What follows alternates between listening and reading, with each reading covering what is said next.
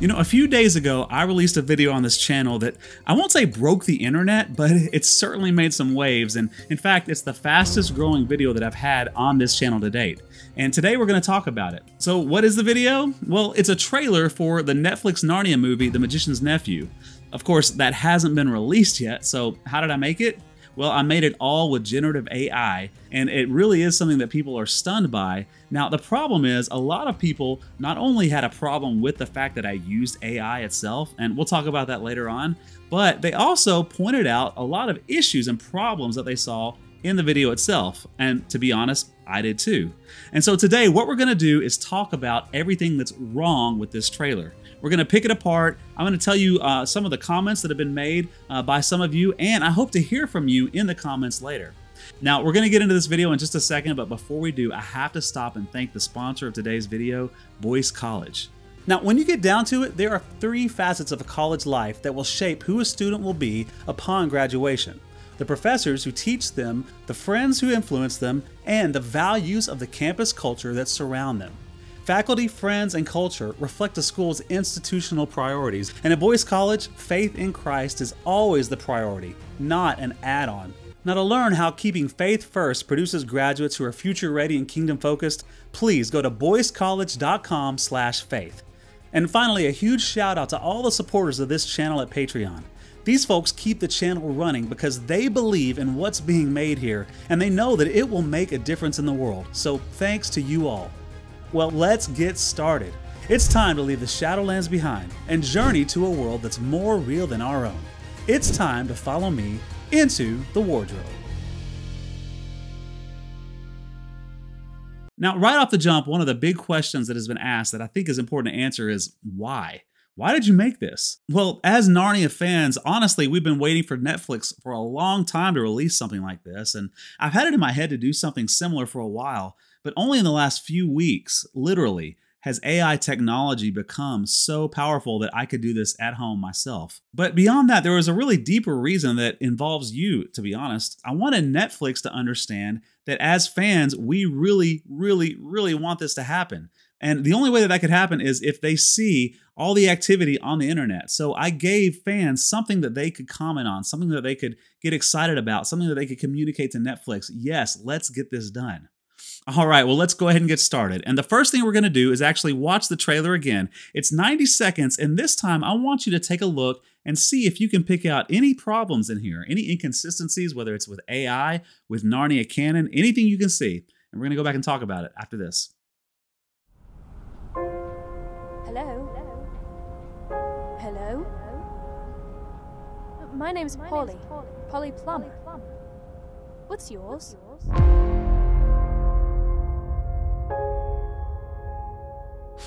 My name's Digory. Digory Kirke.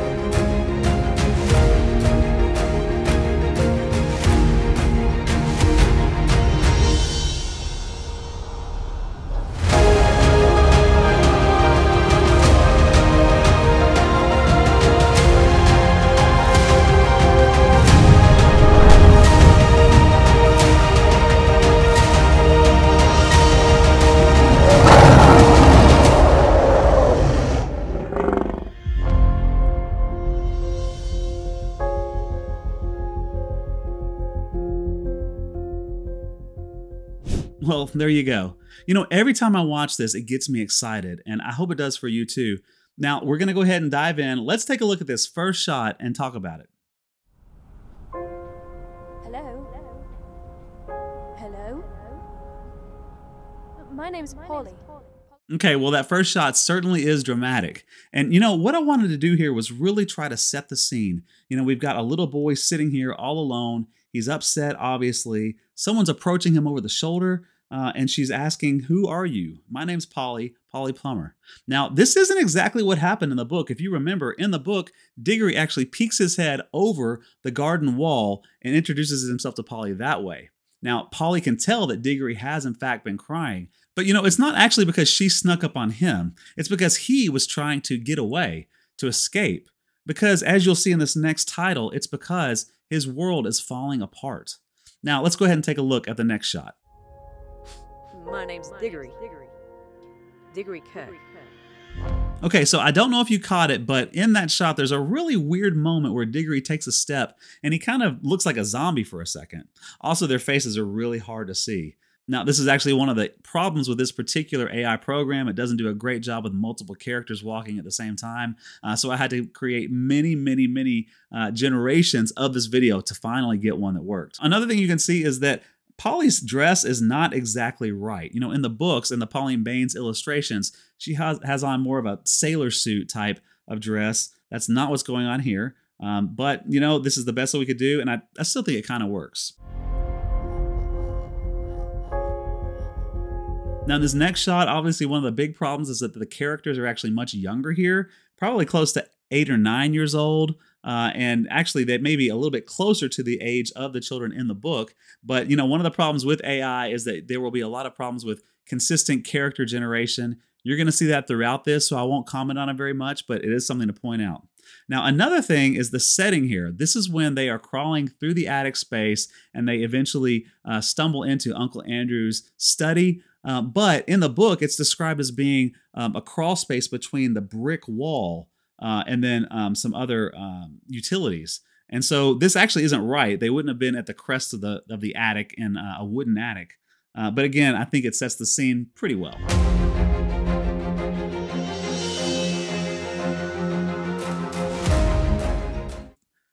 Okay, well, this is the first time we're introduced to Uncle Andrew, the magician. And you know what? I think that it works really well. We see his gray, wild, wiry hair and that he's kind of an older man. Now, in the Pauline Baines colorized versions of the illustrations, he's wearing a blue jacket and a high Victorian collar. And even though we didn't get those exactly right here, I still think it matches pretty well what we imagine when we think of this magician. Let's look at the next shot. Oh, man, I love the way that these rings turned out. And it actually took a while to get AI to generate rings that weren't odd shapes or strange designs. And it took, one of the reasons that I spent so much time on it is because the way that they're described in the book. They're described as so very shiny and bright that they almost glow. Now, one problem, if you notice, is that the rings are revealed by opening a box. And that is not what happened in the book. Uncle Andrew did not reveal the rings to them. They discovered them when they discovered his study without even knowing that he was there. So, that's one inconsistency. I think it only adds to the drama of this moment. But in the actual movie representation, I really hope they stay more faithful than this. Okay, just real quick, we have a short little clip that's a dramatic moment where Uncle Andrew is grabbing Polly. And one important thing to note here is that does not happen in the book. He never lays his hands on anyone, although he does put his hand over Digory's mouth at one point. He doesn't forcibly try to keep them physically. While he does lock the door and keep them in, he actually kind of tricks them into putting the rings on, manipulates them, because Uncle Andrew is not a physical man. He's not brave. He's actually kind of cowardly, even though he's cruel and mean. And so mostly he relies on his intellect, or what he thinks is his intellect, in order to get people to do what he wants. Okay, let's look at the next shot.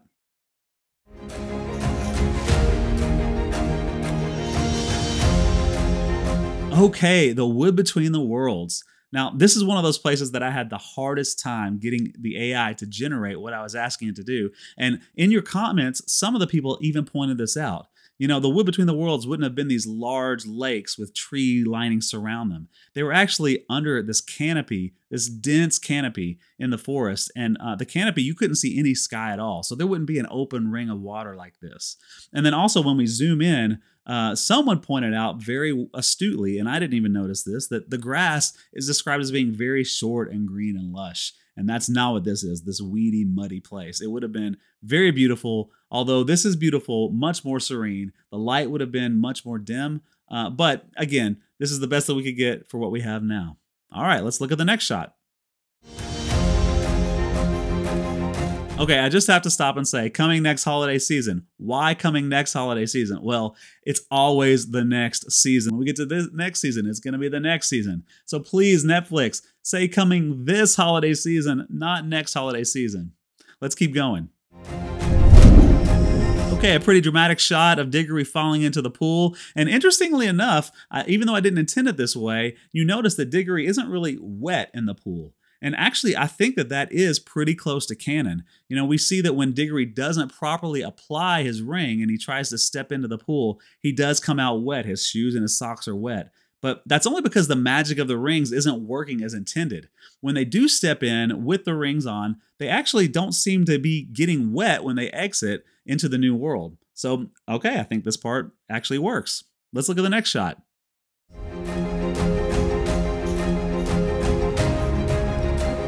Okay, well, finally, we get to see our first motion picture version of Charn here. And I really like the way this turned out with the red sky and the red sun poking through.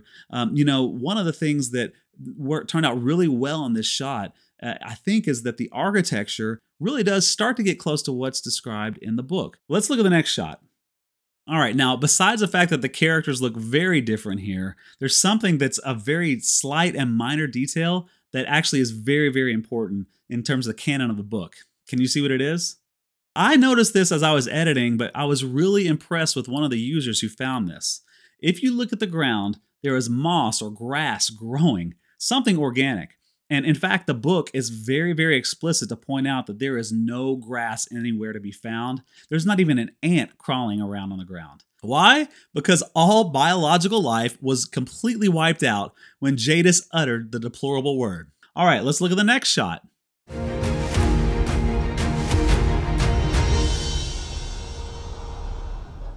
Oh man, I love this part. I love the drama of the camera move. I love the fact that when Jadis opens her eyes, her facial expressions, it's like she knows exactly what's happened and she's already devising a plan. I mean, it's just amazing what the AI generated here. But there are some real problems. One of the main ones is, first of all, the setting. This is much more Greco-Roman than is described in the book. I don't think it's right at all. And then, of course, there's her costume. You know, in the book, Jadis's costume is actually very, very intricate, kind of wild, and her crown is very, very pointy. It's not this laurel that she's wearing here. And so the costume isn't right, the setting isn't right. I actually even think that Jadis's character is a little too old here. I believe that she would have been maybe 10 years younger.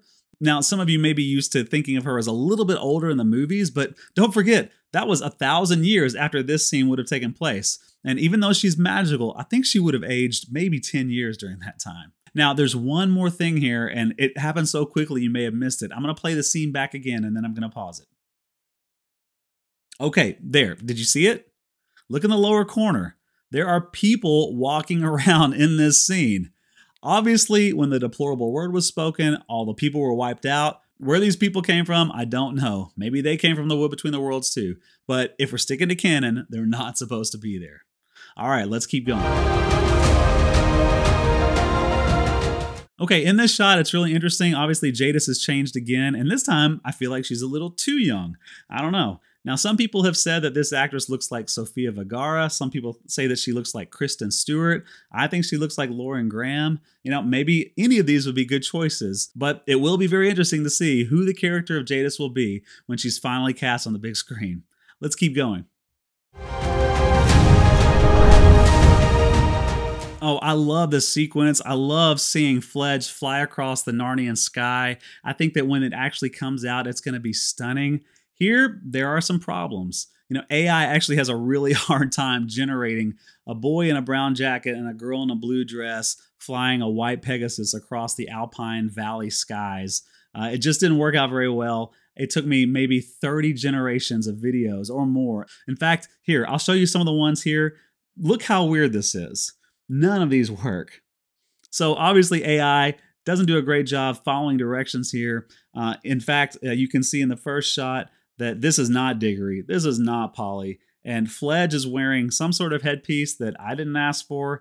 I don't think he did either. Okay, well, let's move on to the final sequence.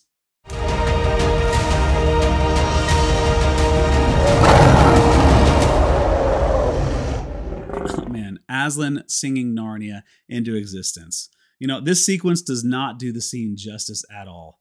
Besides the fact that I used a tiger's roar instead of a lion's, which someone noticed and pointed out, the fact of the matter is this is the most stunning scene in the entire book. It is completely captivating. Every character is completely focused on the moment in front of them, with the exception of Jadis, who's too terrified to pay attention. Whoever creates this is going to have a huge challenge in front of them, and I do not envy them. But I tell you what, I can't wait to see it. Well, that's all we have for today. But before we go, I need to hear from you because honestly, I'm considering making more of these trailers and I want to hear from you if it's a good idea or not. If so, which one should I do? Also, I really want to know what you hated about the trailer that I made. Did you hate that it was AI? Did you hate some of the shots that I had? Did you wish that I had put something in that I didn't or left something out that I put in? Let me know your thoughts. I really want to hear from you. Well, that's all we have for today, but I look forward to seeing you again next time as we take another journey into the wardrobe.